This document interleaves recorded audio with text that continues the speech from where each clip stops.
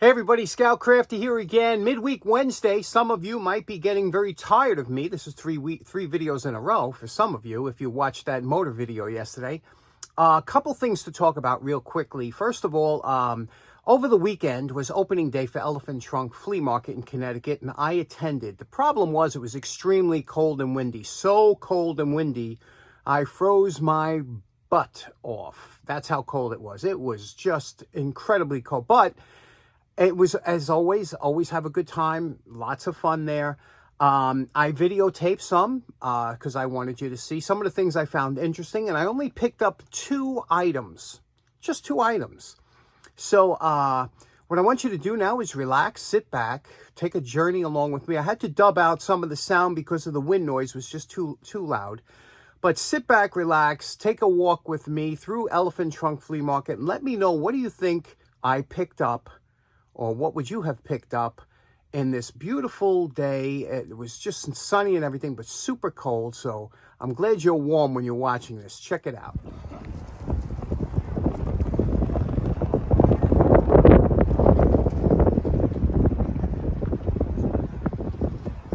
I'm asking 120 for everything. What's a lamb before, no? Pardon? Look, look, what's a...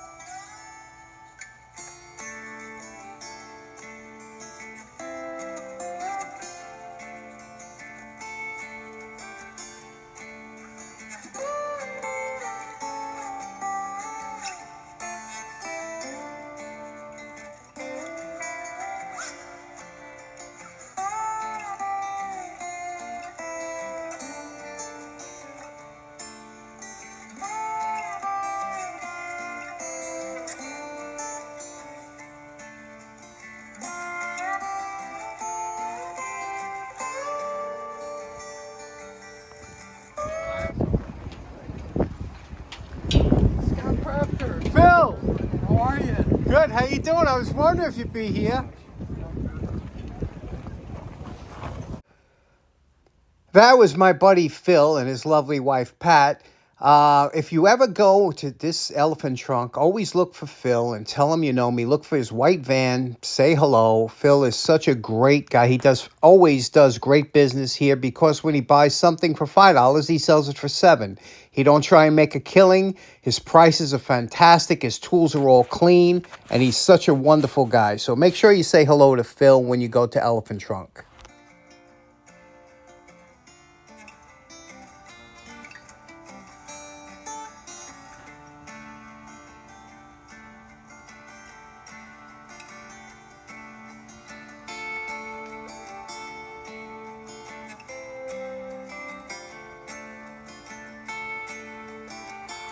Now, here are the two items that I purchased at Elephant's Trunk. I bought a fire alarm on the left and a Vornado fan. Today, we're going to work on the Vornado fan. Okay, going back to the 1920s, a gentleman by the name of Ralph Oder. He was a propeller designer and engineer. He was working on aircraft propellers. He teamed up with another man named Otis Sutton. And between the two, Oder and Sutton, they were working on all types of aircraft propellers and whatnot, and they realized it was blowing a lot of air, so they should make a fan. So they got an industrial designer by the name of Richard Ten Eck. And all three of them came up with this beautiful design, and they called it Vornado. It was a combination, the name of vortex and tornado.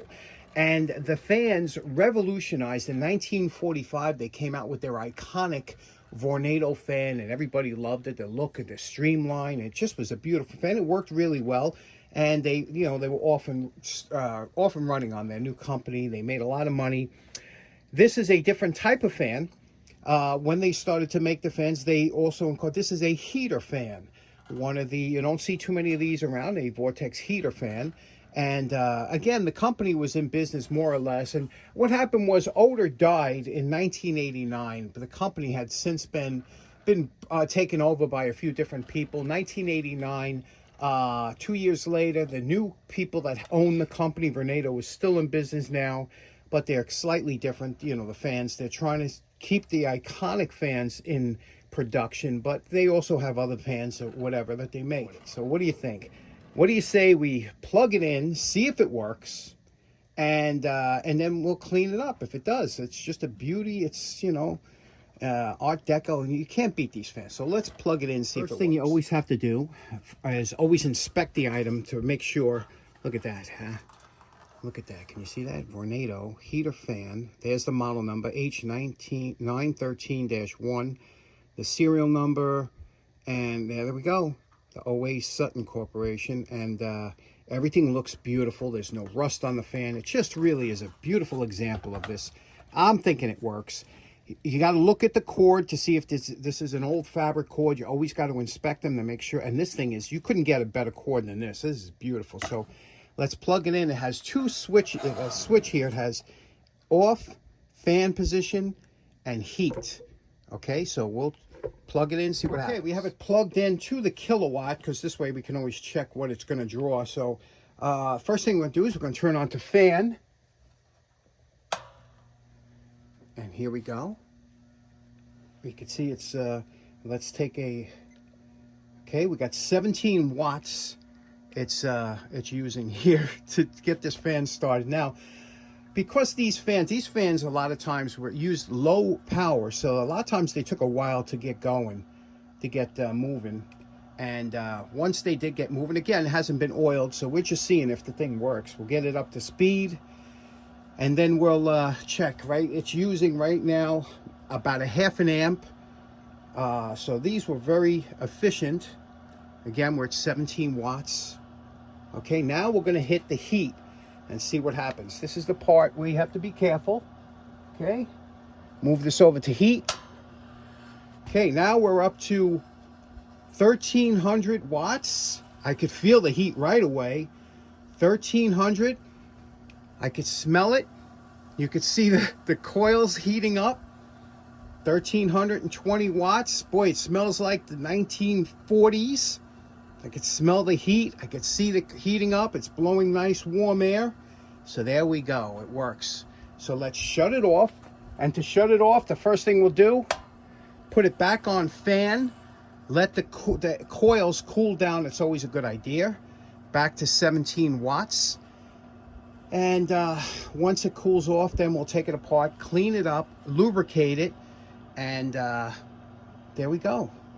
Okay, now we'll shut it off. Now that it's cooled down, let's take it apart. Okay, now like I said, we're going to take it apart. It's all cooled down and everything, and then we'll clean everything up. We'll get the dust and everything out of here.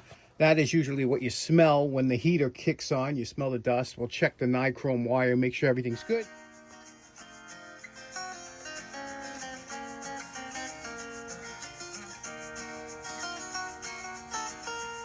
Okay, very easy to take the fan apart here, but what we have to remember is there's only 2 screw sizes, okay?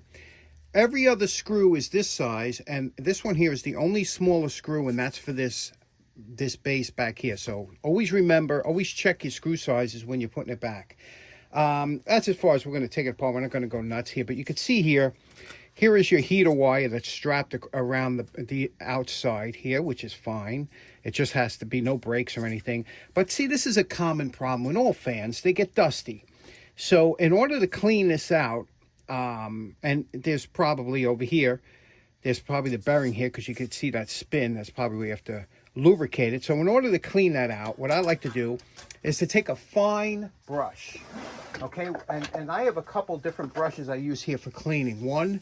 This one here is a little bit stiffer, but here, a nice soft paintbrush that I use. And with a vacuum cleaner, just get all the dust out of there, and then wipe anything out, like especially around here. You could take this over. You can see that dust and dirt and everything and grime you get in there. That you could take right over to the sink and then rinse that out and wipe it down. So we'll get rid of all the dust now.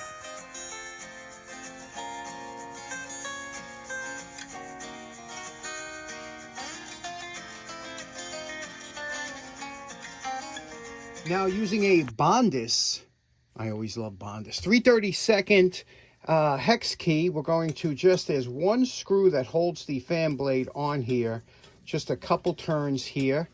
We'll loosen this up, and you can see there's always a little bit of dirt and dust and grime around here. Same thing, this is, again, we'll take the vacuum here. Always take the vacuum, suck all that out of there, and then we'll clean this fan blade, making sure not to twist any of these. It's very lightweight. They're kind of light duty. We'll take that over and clean that up. Now there's 2 little screws with ceramic standoffs that hold that motor in place. Once you take the screws out and flip this over here, you can see, and here we can clean the rest of this area out here, and we can remove these are bearing plates here, one on the front and back, and that's how they're a bearing in here and a bearing in here, and that's the only way you could lubricate that to take these screws off here. So we'll take them screws off, we'll remove the armature or the rotor, and then we can lubricate it and put it back together. But once it's all clean. Now once these screws are removed, okay, now it's only a matter of separating the two. So we take off the bearing cap here, okay, gently, because we don't want any surprises here. We pull this up here, pull it off the shaft.